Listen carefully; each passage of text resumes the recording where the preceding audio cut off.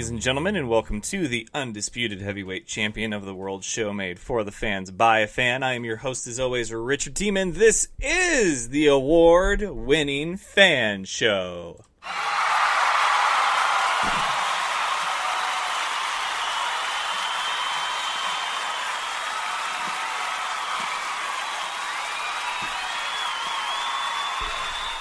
Happy Wednesday. Thank you all for joining me. Last night's episode kicked the week off. It is the official countdown to the IFL 2018 United Bowl, and it was a great way to kick off last night with quarterback of the Iowa Barnstormers, Drew Powell, as he talked about Coach Wooten and the Barnstormers, his role as a leader, just everything, and it was fantastic because it felt real, genuine, and legitimate, like you were getting real answers from a real guy and not something scripted or rehearsed. And that's the goal. That's what we hope for here on the Fan Show. But nonetheless, trying to think if there was anything left. Sorry, I'm getting text messages from my guest. My bad. Yeah, we got Wednesday now. And it's a Battlebots special, like we do every Wednesday here. And a new week, a new episode of Season 3, a new chance to get to know one of the bot drivers, one who I've been gunning for all season long. And he's got, I believe, an undefeated record. I think he's one of the few that are 3-0. Jamison Go will be on the Fan Show tonight. Very excited for that. We're going to talk to him. He's been portrayed as the villain, like Ray Billings on Battlebots, and on his social media on Facebook, he's like, "Wow, I didn't know I was going to be the villain." But we'll get a chance to get to know the real Jamison Go and Sawblaze and how dominant that bot has been with its unique design. But I am so excited for this because there's certain bots that you're a fan of, and this one definitely goes without saying, just because it's not your... And I don't know if in the bot world there's like stereotypes or prototypical bot designs, but at least, my experience with BattleBots, there's certain designs that work and there's certain designs that don't, and then there's the designs that are kind of like, well, if they get the right matchup, which once you're in the tournament, all bets are off as far as like trying to get a matchup with a bot of a design that you can compete well with and maybe even beat. But Sawblaze has been a phenomenal bot this season. Really has very fascinating stuff. His driving ability, though, I think is fantastic. Of course, I've talked with a few other bot builders about is their ability to drive these robots overlooked, or is it emphasized too much? Some think that it's emphasized too much, in that the design of the bot gets a bit overlooked, because they're all great drivers. They're professionals, right? Like if you were to say, is Carson Wentz better than like Drew Brees? They're both professionals, but they're on different teams. One is, this will be his second season. The other, this will be like his 13th season. I don't even know how long Drew Brees has been in the league now, but he is a tenured, seasoned vet, right? Where Carson Wentz was the rookie. And I think it's the same through every type of sport. BattleBots is no different. You have guys like Al Kindle that have been in this thing for forever. And then you have the guys that this is their first go-round. So they're all professionals. So they're on a level playing field in that regard. But they are very different experience levels. So I think that says something about the driving ability. And Jamison Go is one of the newer faces of BattleBots, but he is definitely a face of BattleBots now. So we're going to talk to him coming up probably in about 15 minutes from now. I don't know. I don't have a second guest tonight, so I'm trying to space it out just right so we get like a nice, good 45-minute episode, and about 20 minutes are Mr. Go and myself talking, getting to know him. It'd be good regardless. And I know that we recapped the weekend that was in the Indoor Football League. Stage is set, obviously, and we are going to continue the countdown to the United Bowl. Now, tomorrow night, haven't locked in the guests just yet, but it looks like we may have an appearance from another one of the Massachusetts Pirates talk some NAL football because their championship is not 2 weeks away. Their championship is about a month or two away. So they have plenty of football left. Somebody mentioned that the Pirates, though, were the only team right now to clinch a playoff berth. The standings for the NAL right now, Week 12. Massachusetts Pirates 8-3, Carolina Cobras 7-3, Columbus Lions 6-3, Jacksonville Sharks 7-4, the Maine Mammoths 2-8, and the Lehigh Valley Steelhawks 0-9. Now my power rankings, which I have yet to do today, but I will, still Wednesday, and my BattleBots Weekly Top 10. I forgot to do them last night, and I do them on my iPad because it's just easier that way, but anyway, excuses, blah, blah, blah. My rankings are going to look different from the standings, okay? This week's power rankings in the NAL, there's a few teams that need to move around a little bit. I don't know how much, because, again, when you're talking about 6 teams and the top 3 or 4 are the only ones that are really beating each other, then, obviously Lehigh Valley is going to be 6 at 0-9. Maine Mammoths will be number 5 at 2-8. Jacksonville, though, won its 100th and it got its 100th win in their franchise, but it was against Maine, so not a very good strength of opponent, and it was at home.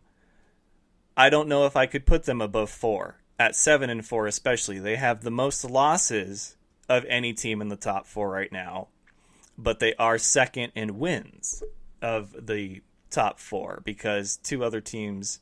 Well, yeah, they're tied for second for wins amongst the top 4. So I think they're probably going to stay at number 4. I believe they were 4 last week. Columbus Lions, though, that's going to be the biggest probably mover and shaker because I think I had them at number 3 last week, and they just beat Carolina. Now, they're a game behind in the win column, but they're tied for losses. There's a 3-way tie in the loss column between the top 3, the Pirates, Cobras, and the Lions. So I think the Lions, I don't know if I'll put them at number 2 or number 1, but Carolina's been number 1, and they definitely need to be dropped out of the number 1 spot, at least for this week, because Columbus, of their 3 losses, Columbus has accounted for 2 of them. Can't have Carolina be above Columbus when that's been the record, just like you can't have Mass above Carolina because Carolina's been 2 of their 3 losses. But these are weekly.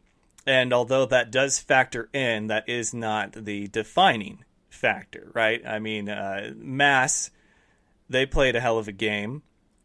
It was against Lehigh Valley, though. So really, the one that should be number 1 this week, and we'll see if it is, would be the Columbus Lions for having the biggest strength of opponent. It was a 2-point victory, but it was over the previous number 1, spoiler alert, Carolina Cobras. So I'll get those out and we'll discuss them, but that's basically what my mindset is, my mode of thinking when it comes to these power rankings, because I get hit up all the time, like, who does these? How do you do these? Come here. Come here. All right, my little co-host is back now. But everyone has their own different criteria. I mean, people think that standings are power rankings, and they're not. Standings are standings. I mean, it's just standings are the league's standard for wins, losses, and whatever their tiebreakers are. And so that's why you see it that way. A team can have be lower in the standings with fewer losses than another team, but if they don't have more wins, then that's why that is. They take wins count for everything. That's why they have Mass ranked or in number 1 in the standings, because they're 8-3. They're the only team that has 8 wins. Carolina 7 wins, Jacksonville 7 wins, but Jacksonville has 1 more loss than Columbus or Carolina. That's why they're below those 2. So it's just everybody's different. My criteria, I try to make it the most logical thing that I can. I really do, because if somebody calls me out on them, and it happens a lot, I like to be able to be, okay, this is why I do this, and blah, blah, blah, blah, blah, blah, blah, blah, blah, blah, blah, blah, blah, blah, blah, blah.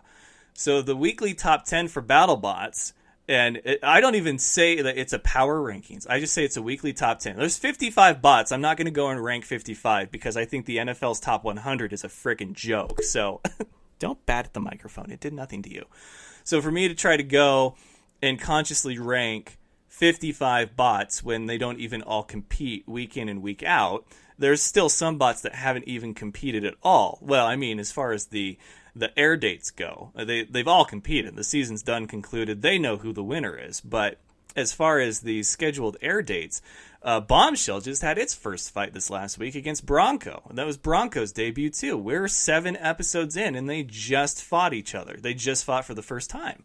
So I couldn't bring myself to do a 55 bot power ranking week in and week out like that, because it's just like you have a chunk of bots that sits at the bottom that haven't had any fights. It's like, how do you put them above the other, or do you just have like an 11 bot tie, right, for whatever? So I said weekly top 10. People have said, why don't you do 25 like college football? The more that you add to it, the less, I want to say, elite it becomes. If you do top 25 instead of a top 10, or even a top 15 instead of a top 10, everybody that's in the top whatever it is beyond what it initially was, so 11 through 25 or 11 through 15, they suddenly, yeah, it's probably a nice feeling for them, but does that change anything for how they would have felt if it was just a top 10? Like, does it mean anything differently? No, it doesn't, because they're still not in the top 10. Just like those in the top 10, if they're not in the top 5, they're not in the top 5. They're in my top 10, and that's it. And I think I just talked in circles. But in my mind, it makes perfect sense, people. In my mind, my rankings and my top 10 make perfect sense. Tombstone is one of those that is 2-0. He's got the best strength of opponent so far, a perfect record, and he's last year's champion. I mean, that's really why he's held onto the number 1 spot for the entire season, is because until he loses or until he goes, several episodes without a fight, how do you take last season's champion out of the top spot when they haven't lost? So we get that argument a lot.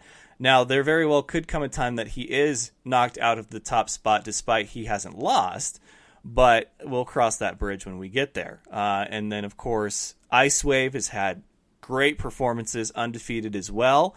It holds on to the number 2 spot. Now, I haven't done these, so it could change because I got to go through the most recent episode and see what I liked, what I didn't like. But my weekly top 10 is based on my own criteria, which is you have their record, okay, are they undefeated? How recent their last fight was, okay, was it this last episode? Was it 2 episodes ago, 3 episodes ago? How many fights have they done?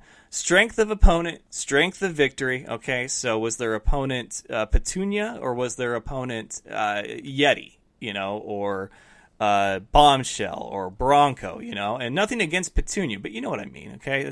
Was it Battle Royale with cheese? Or was it Minotaur, And then you have the strength of victory. Did they go all 3 minutes in the battle box, or did they knock them out in under 30? Okay, and so that's my criteria. And then tiebreakers are, what was their last fight like? Did they lose, and did they win this time? So obviously they're improving.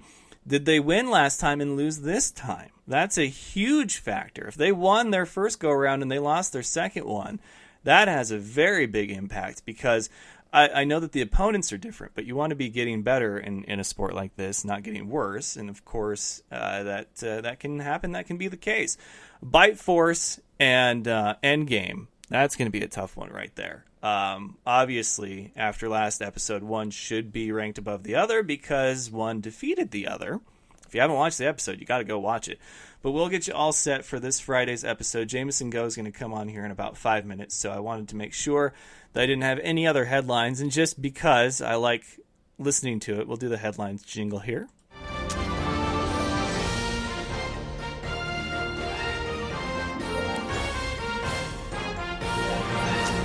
Headlines, of course, brought to you by Dynamite Enterprises. Customize your world. Hit up Ethan at dynamiteenterprises.com. Ethan at dynamiteenterprises.com. Visit their website. They do it all, okay? If you need promotional material, if you need merch, if you need whatever, something random with your logo, your artwork on it, they can do it. You can dream it. Ethan can make it a thing. Shirts, hats, foam fingers, coasters, lanyards, socks, underwear, maybe. I don't know. I don't know like what the limits are, but I know that he does a lot. He does trophies. He's done medals. Very busy man. Very happy that I have a very good working relationship with him because he has made me a batch of shirts that are flying off the shelves. I always get the best feedback about them. They are comfy. They are soft. They are well worth it. And he worked with me so diligently on those. He made sure that we handpicked the right colors for everything.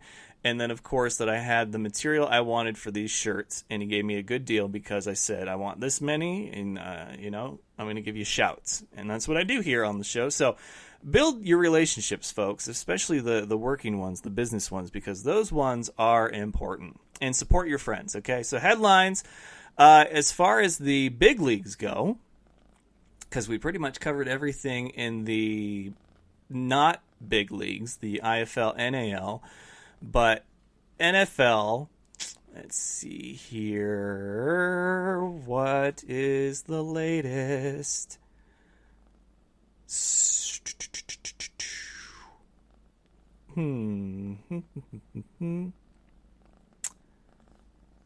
Oh, they're ranking all 32 head coaches. God, I guess you got to do something in the off season.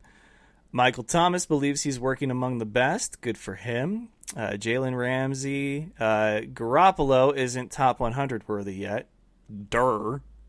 Like, the NFL top 100 is a joke. Tom Brady ranked number 1 back-to-back seasons. You cannot tell me that when it's top 100 NFL players collectively, not top 100 quarterbacks, because there's not. There's 32, I guess 64 if you want to count backups, and maybe whatever beyond that if there's a third string. You can't honestly tell me that Tom Brady at 40, 41, however old he is now, is better than every single player at every single position out there. I don't believe it. I don't even think that you could make that argument if it was a running back or wide receiver. It's got to be a guy that is just doing work, right? And I think Tom Brady does great work. I'm just not convinced that people truly believe that he is head and shoulders above 99 other players. We're talking offensive tackles, defensive linemen, cornerbacks, kickers. Okay, I should have probably left out kickers if I wanted to make my point a bit more valid. But still, you get what I'm saying. So pretty quiet in the the world of the NFL. And let's see what else. Hi. Yeah, you're fine. You're fine. Baseball's going on. Of course, I don't really follow baseball. So, yeah, let's go ahead and let's get to it. Let's bring on my guest. So we will be right back after this commercial break with plenty more of The F.A.N. Show. You're listening to The F.A.N. Show, your home for all things football and nonsense. My special guest tonight, Farouk. Farouk, welcome. He's no expert, but here's the thing. Football and nonsense is what he brings. Sports talk with a twist. It's the F.A.N. Show. Do you know him as Kevin from the League? It is none other than very funny Steve Ranazisi. 99% of the population doesn't know who I am, but the 1% do. They yell and scream inappropriate things at me in public. Kyle Ray. Kyle, welcome. And I was like, wow, I think we just saw the whole Super Bowl, Phyllis. It's like that scene in The Simpsons, like, why rent the movie? I just saw the best part. Funny man Brad Williams. Yeah, I'm here. No, I flew in just for your podcast. I've heard about this podcast. I've heard it's fantastic. It's Mac and Farva, but they are my special guests tonight. Steve Lemmy, Kevin Heffernan. I was in Mexico for 10 weeks in a Speedo. Like, that was me going to work. I was putting on a Speedo. Farva is the most fun to play, and it was a blast to do that again, to do Farva again. So then the makeup artist had to put Vaseline on your body, right? Yeah. And then put the powdered sugar on top of that. Is your name really Richard Siemens? Listen live every Tuesday, Wednesday, and Thursday night on Spreaker.com or subscribe to the podcast on iTunes and SoundCloud. All right, ladies and gentlemen, we are back, and with me for this week's Battlebots segment is TV's, or I guess Battlebots' newest villain, although I don't think he likes the title. It is Jamison Go of Sawblaze. Welcome. How you doing? Hey, pretty good. Thanks for having me on. Yeah, man, you have been very impressive in the battle box, and as I mentioned on previous episodes, because we talk bot design whenever I get the different builders on here, and it's always interesting to hear their takes on what they feel works, what doesn't work. But you see the Saw, and you're thinking like slow and steady wins the race, but you only got 3 minutes in that box. But man, you've got it down to a science. What was your inspiration for the bot, first off, and how have you made it so that it's such a dominant force in there, no matter what the matchup is? Well, in addition to like the 3 minutes match, I mean, we only get 10 seconds for a pin. There's a little add-on there. So really only 10 seconds once we put it against the wall to be able to try to cut. But back to your original question, what are we thinking? We were thinking the same things that you just pointed out. I mean, Sawbots, like, what are they? You look at the fields of competitors, and you pretty much think, okay, Saw robots have absolutely no business being around in BattleBots. But for me, it has a special significance. So when I was first starting out, I've been building BattleBots and combat robots for like 14 years or so. Mm-hmm. I was inspired by this one robot named SOB, and it was a dustpan. The body was literally shaped like a dustpan. This is old BattleBots. It's 120 pounds of middleweight. Yeah. It had a saw blade on it, on an arm very similar to how Sawblaze is currently configured. But even back then, the saw robots weren't the most spectacular things. But I loved how it was so incredibly different from every other robot, and it was simple and effective. It had so much strategy built into the design. I actually built a 3-pound version of it, and the amateur class, I like to call it, at the beetle weight, and started competing with that. I did pretty well in my first few competitions, and in the back of my mind, it's kind of been one of my favorite designs.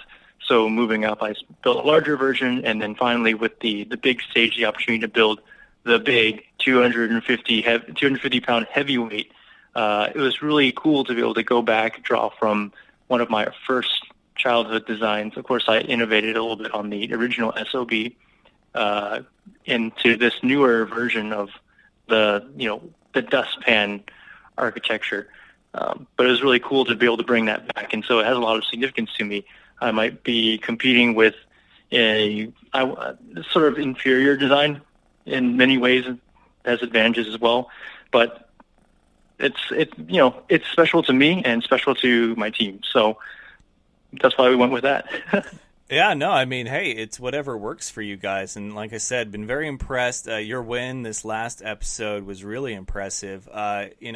Al Kindle and I, we talked about, driving ability of the different drivers. And at the top of the show, I said, you can compare athletes in certain sports across the board because, when it comes to the big leagues, like they're all professionals, right? But some have a bit more experience or maybe a bit more talent, or they're just in a better environment than others, and that can make all the difference. For you guys, you're all professionals. You're out there competing at the same level that is BattleBots, but you may not all be at the same level, experience or driver-wise, but you are doing a hell of a job. Obviously, you said 14 years you've been at it, but when you finalized your idea and your design, and you were part of Overhaul at the beginning, right? Like that was one of the first teams that you were on.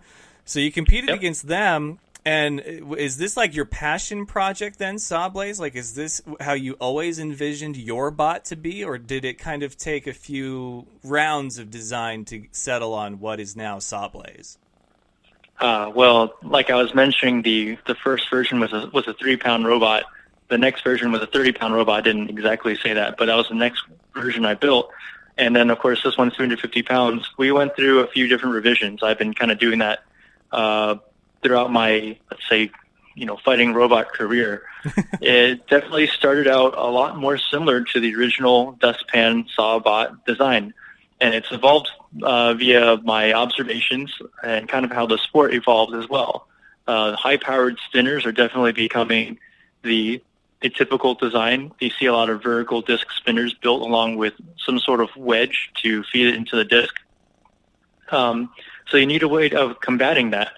And so our triple prong design is part of fighting that current style of robot. And, of course, having built so many different versions at different weight classes, you get a lot of experience for driving that type of robot. So it's, Sawblaze, maybe I make it look kind of easy, but it's actually really difficult to drive that robot. I think you guys all make it look really easy, but I know that's definitely not the case. You use the Battlebots to your advantage a lot. You will take control if you can, pin them, and then, of course, you use the saw on that. But even if your weapon wasn't functional, like you've got pinning pretty much down to a science if you can get under them and move them around. Is that something that was a strategy of yours, or did it just kind of come about, when you're in there and in the moment you're like, oh, I can do this too, without the weapon if I need to? Mm-hmm. Well, as many people have kind of pointed out, how do you make a saw blade effective? Most cases, when you're actually cutting something, you're, using a table saw or a miter saw, you don't really want that. You want to know where that part's going to go. If it moves around, flies out, the blade gets damaged or something like that. And so a lot of those same principles apply to using a saw blade weapon in a BattleBot. So finding a way of holding them in place firmly. Other saw robots like Red Devil have their own set of grabbers, which will fix them in place with jaws, and the blade is a separate actuator. We are a little bit more of a simpler approach, so we remove some of those extra actuators and put the weight elsewhere. The wall is a very it's a very rigid and consistent object. It's not going to go anywhere, and that makes it for us a great place to fixture and hold an opponent. Our drivetrain is kind of like the equivalent of some of Red Devil's claws and being able to hold an opponent there. We use the drivetrain to apply active pressure to make sure they stay put. And additionally, as you mentioned, we do use the box. The hammers the teams control the hammers, and so in a way, BattleBots has given us 2 free additional actuators to use for holding and pinning an opponent down during the cut. Now, you've been through Season 3, and of course the question I've been asking everybody is how they feel about being, their home on the Discovery Channel now, and of course the Science Channel as a result also. But not only that, the structure, because very different for this season than past seasons. You guys have what would be a regular season, which is what we're seeing play out right now for the Fight Night and the Fight Card, and then you guys have the tournament. Your initial reaction when you heard of what the format was going to be, and now that you've experienced it and are watching it play out on TV at home, how well do you think everything came together? I think it's coming together really well. When I first heard the plan to do this fight card format, I was actually really excited. One of the things that in the 2016 season that I definitely still remember and will never forget, other people who follow BattleBots very closely also remember, is that they say that we were robbed in 2016. We didn't really have a chance to showcase the robot, and in a match that many believe that we should have won. So that 1 and out scenario is it's really a bummer. You put a lot of work into these. You make a lot of spares. We have our sponsors as well, and we feel like we didn't really do them justice. So having the ability to at least have multiple appearances to really show how you can work out the kinks, and it was a really short build timeline as well, being able to prove that the robot's great and you get screen time and you get exposure for your sponsors, and you really get the opportunity to show who you are and what your robot can really do. I'm so glad that you said that the way that you did at the end there, because that is like the perfect segue for what I want to talk about next. Get to display who you are. They portrayed you as a villain a little bit. Now, your first matchup was against former teammate Overhaul, and of course, Ray Billings, who I've mentioned numerous times on the show, is being portrayed as a villain, and I think personally he loves being the villain, but he's one of the nicest guys I've ever met in person. For you, though, this is sort of welcome to TV. Obviously, your reaction to the first episode, you're like, I didn't know that was going to happen. But what's it been like for you? Like, do you like being the villain? Is that something that you could see yourself kind of being in the BattleBots world? I don't know. In the BattleBots world, I think I could see it, but when my mom sends me a text during the episode and says you are not a nice person, I was like, oof. Oof. Oh, wow. Oh, I felt that one. No, she's joking, of course, but in the end, whatever they cut out or include, in editing, no matter what, at some point you did say it. So if you really don't want to be that way, then don't say it. And with respect to Charles and I was definitely egging him on a lot because that's what we do. And they decided to highlight that. And, I'll apologize every opportunity that I can, because we really do have a better relationship than that. But in the end of the day, I did say those things, so I'll have to live up to it. Now, for the rest of the tournament, I think they'll be hard pressed to find material to fill that heel role. But I'll be curious to see what they find.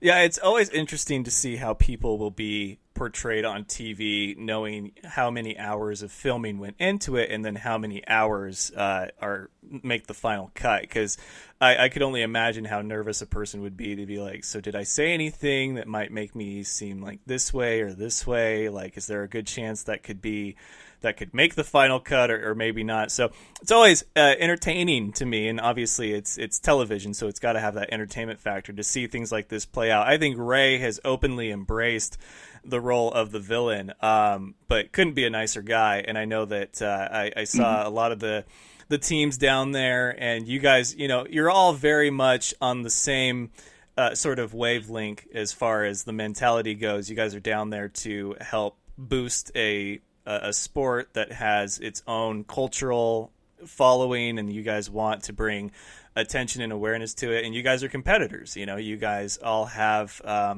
stake in this, and you guys want to design the best bot and go out there and kick another bot's ass. So I think what BattleBots has needed is what we're seeing them try to do, which is heroes and villains. Will Bales, of course, the BattleBots heartthrob out there. And you got the tenured vets, Al Kindle, Paul Ventimiglia, Ray Billings. He's more of a villain. And then, of course, we have all the new faces now. And I'm not saying that you're a new face, but you're definitely one. You're part of the younger generation of bot builders out there. So moving forward, we have still a lot of season left, and then, of course, the tournament. Now, being a former member of Team Overhaul, we already saw that matchup, and a lot of the guys have said that when it came to the fight cards, people were asked or they could request certain fights. Was that, top of your list as far as the fight that you wanted? Did you get your dream match against Overhaul, and now you're just enjoying the rest of the season? Actually, I did not request Overhaul at all. Oh, wow. Yeah, so between Charles and I, they're trying to do the MIT thing. And we thought they were satisfied with that last season, but with the Rumble of MIT.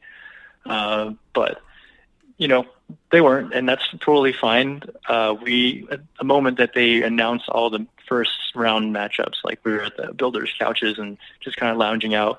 And then when they announced it, we went crazy because they're like, oh, yeah, I'm going to take you down, all that great stuff. We're going to have fun with it no matter what. And we knew the angle they were coming at. So Charles and I, knowing better, we definitely want this sport to survive, are going to play it up like they want it. They want that rivalry, and we're all for it. We want this to succeed, and we're gonna be a little bit juicy when when the camera comes in front.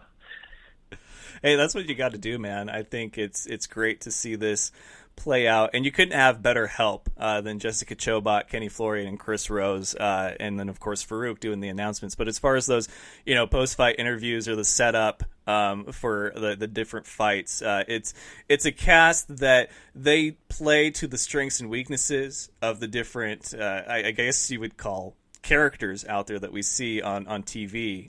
But it's good to have that kind of support and play with it and to it instead of fighting against it. And I think BattleBots has done a really, really great job of that on the Discovery Channel this year, and of course with its cast and crew. Now, do you have a dream matchup, and do you get that this season? Like, who would you put yourself against as, I don't know, maybe dream match or like a test of strength with Sawblaze, just to see where you're actually at amongst the best of the best? Well, at this point, I mean, we definitely want to try out and see kind of where we sit. So at this point in time, we're thinking, we want to challenge a big dog. So someone like Bite Force or Tombstone. Bronco's always great. I mean, we don't know how he's going to do in the next few fights, but he's always a solid robot and a fierce competitor. So we definitely consider him a big dog no matter what. And some of the new rising stars as well, like Huge. We actually have a lot of experience fighting Jonathan Schultz in the amateur league. So I think the producers were well aware of that, and we kind of expected that they might be something they wanted to try in the future. Excellent. Because I know that for me, I can think of a million different, dream matchups I would like to see. We got one of them last week, Endgame and Bite Force, just because they're so similar, and you had a seasoned vet with an up-and-comer, and that was, to me, a great fight. Tombstone Minotaur to kick the whole season off, I thought was great. But, for you, you're one of those bots that can go the distance but can knock out as well. And I wonder, like, what's the weakness for you? What's the hardest part of BattleBots for someone with your background as far as your education and your experience in, engineering and whatever else you do? Like, is there anything that's left that's a challenge for you in an event like BattleBots?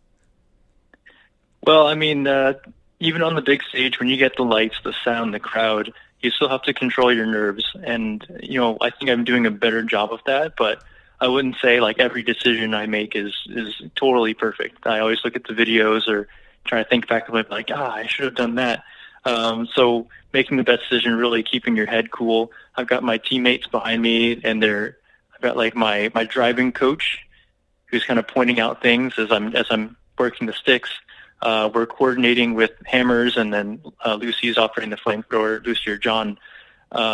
We work as a team, and we've got all those things going to try to keep me calm and keep me cognizant during the match. And actually, another thing is just waiting. That if anything builds up more suspense and more nervousness. If you've got your matchup a few days in advance, and all you have to do is just wait, when you just want to go at it, get it over with, and really see, because if you got nothing else to change or modify, if you're ready to go, it's just building up anticipation the entire time. Yeah, really controlling your nerves is something that is still a challenge to me, and I still have to work through. Yeah, I think for everybody in whatever profession, as long as you're still getting those butterflies, that tingly feeling, you're in the right spot. It's something that I know everybody goes through, and once it gets dull and you don't get that anymore, then it's time to sort of reevaluate things. But it's always interesting to hear you guys talk about different challenges in something that is very much your guys' world that you guys have created and made the level that it is now. Is there any bot that scares you? Like, if you got that matchup in tournament, you'd be like, crap, like, how do we do this? Or is it straight to the drawing board and you don't get any sleep and you're just trying to figure out how to approach this fight? I've always been pretty curious about fighting the full-body spinners, like Son of Waiachi or Gigabyte, Captain Shred Raider, just because there's so much mass behind their spinning weapons. For us, we have our game plan strategies. We kind of think about who was there last season and who we know is going to be here this season. And my team, we go through and we look at the competitors and try to formulate a plan, make sure all of our bases are covered so that we don't have to try and hack something together at the event. Typically find that half-baked strategies only work half the time. So being prepared is a huge part of our team. But those robots in particular, spinners, they have so much mass, it'd be really hard to try and pin them down. And of course, we wouldn't use the triple prong for that one. We'd use our heavy wedge, our actual dustpan configuration against them and try to corral them. but just not having a lot of experience fighting a spinning weapon of that mass would be really difficult. And more on that, actually, you know, Sawblaze is it's a weird design, and so why am I usually so nervous thinking about a matchup and just wanting to do it is because we have when I drive Sawblaze, every mistake that I would make gets easily capitalized on. So you really can't make that many mistakes. Driving error is highly punishable. So I really can't make any errors with this type of robot. The rest of the competition would absolutely punish it. Yeah, it's always entertaining to see just what kind of bot that's been hot one week comes into an environment you think they're going to be great, and then they get caught off guard. I mean, Donald Hudson gets his prong caught in one of the buzzsaw caverns there, and you don't see stuff like that coming. And then, of course, Bombshell gets flipped outside the battle box against Bronco. So it's so entertaining. It's like, you know, any given fight night, anything can happen, and I do love that aspect about any sport, but especially in this one in Battlebots, because it's just such a unique competition and form of sport. So I respect the hell out of you guys, and I think that what you guys do is, you know, I'm very envious of that. Hopefully one day I can have a bot out there that somebody takes upon themselves to design so I can compete with the rest of you just for fun. But until then, you guys are very fun to watch. You've had an incredible season so far. I wish you nothing but the best for the rest of it. But Jamison Go, BattleBot's newest face of the battle box, and apparently a villain in their eyes, although he'll tell you differently. So thank you so much for being on the show, man. I really appreciate it. Thanks for having me. It was a pleasure. Yeah, man. You take care, and I'll talk to you later. Yep. See ya. All right, once again, that was Jamison Go of Sawblaze for BattleBots Season 3. And these guys all have their own unique story. You can tell when someone's a bit more comfortable talking about themselves and when someone isn't. But once you get them talking about themselves, you know, they'll go, because not many have asked them. And that's what I love about the F.A.N show and what it brings to the world of BattleBots, is that, yeah, sure, Jessica Chobot, Kenny Florian, and whoever else will do like a quick, 30-second post-fight wrap-up, and maybe they have little segments dedicated this, and this, but are they getting the behind-the-scenes, who is the real Jamison Go, Al Kindle, Ray Billings 20-minute segment that you do on the F.A.N show? I don't think so. So that's what the F.A.N show brings to the table, and thank you again, Jamison Go. Thank you to all the bot builders that have been more than happy and willing to come on the show and talk about themselves, because it's so much fun here. It really is. It gives me something to do on a Wednesday, breaks up the mundane, and it's another thing that with what the F.A.N show is and what it's evolving into and becoming, I love having it here. You know, I love that it's one of my things now, and I don't own exclusive rights to anything BattleBots or whatever, but there's not a lot of podcasts or live broadcasts, radio shows doing BattleBots coverage as the season's going on. So this is the place, and I welcome all of you tuning in for the first time, or if you only listen to the BattleBots episodes, thank you. We've got other great content out there. We still got a big announcement. I said end of June, but with the United Bowl coming up, and I don't think that, don't take this the wrong way, because I don't think that I'm bigger than the United Bowl or that I'm bigger than the IFL, but I didn't want to try to steal anyone's thunder, okay? I don't want to take away from the attention that the Barnstormers and the Storm should be getting for the next 10 days. So the announcement that was scheduled for the end of June, which would be this weekend, will be following the United Bowl. Will it be the next day? Maybe. Will it be the Monday after? Possibly. But it will be after the United Bowl. So enjoy. Countdown to the championship game, and try to get information out of me. There's literally like 4 people that know what the big announcement is. And trust me when I say it's a big announcement, because this, in my mind, is the biggest announcement, the biggest thing the Fan Show has done since its rebranding. So it's something that I feel is going to change the game, change the Fan Show for the better. And I'm very excited about it. That's why I'm keeping it under such tight wraps. That's why I want to start building the curiosity, the momentum, because I think it's a huge announcement for me. Like, I'm personally very proud of this. I would rank it up there with winning the 2018 Entrepreneurship Award for Best Media and, going to Battlebots. Like, it's a big deal. I think this is a big deal. So it's definitely one of the better moments of the show. We'll look back on whatever day it ends up being for the big announcement and say, that's when this started. That's when this happened. So tune in. Make sure that you're following me on Twitter at Fan Show Official, Instagram, The Fan Show, Snapchat, The Fan Show, Facebook, facebook.com/Fan Show Official. And of course, the website is thefanshow.com, your home base for all things football and nonsense. You guys can subscribe to the podcast, iTunes, SoundCloud, iHeartRadio, and pick your poison. We've got the means for you to listen and enjoy to the Fan Show 3 days a week. What are you waiting for? Go and give us a review on iTunes. I love reading those. Those are entertaining. Love me or hate me, tell me how you feel. If you hate me, I can't say I'm going to change anything. If you love me, I can't say I'm going to change anything either.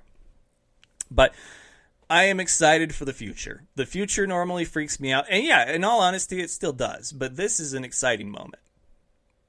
So stay tuned. That's going to do it for this Wednesday edition of the Fan Show. Tomorrow night, last one of the week, and then we will be into the home stretch to the United Bowl. Not sure how that week's structure of episodes is going to go, because I do fly out to Iowa Thursday afternoon, because Media Day, according to the Barnstormers front office, is supposed to be Friday. And I have missed the last 2 Media Days. Very upset about that. So I went and specifically requested the Friday before the United Bowl off so I could be in wherever city it was going to be. Now it's Iowa, Des Moines, Iowa. And I can be there for my first Media Day. Very excited about that. Saturdays of the United Bowl, I fly back Sunday night. So that's how next week works. I may pre-record a Thursday episode, or maybe just save it all for the big United Bowl fallout recap, whatever you want to call it.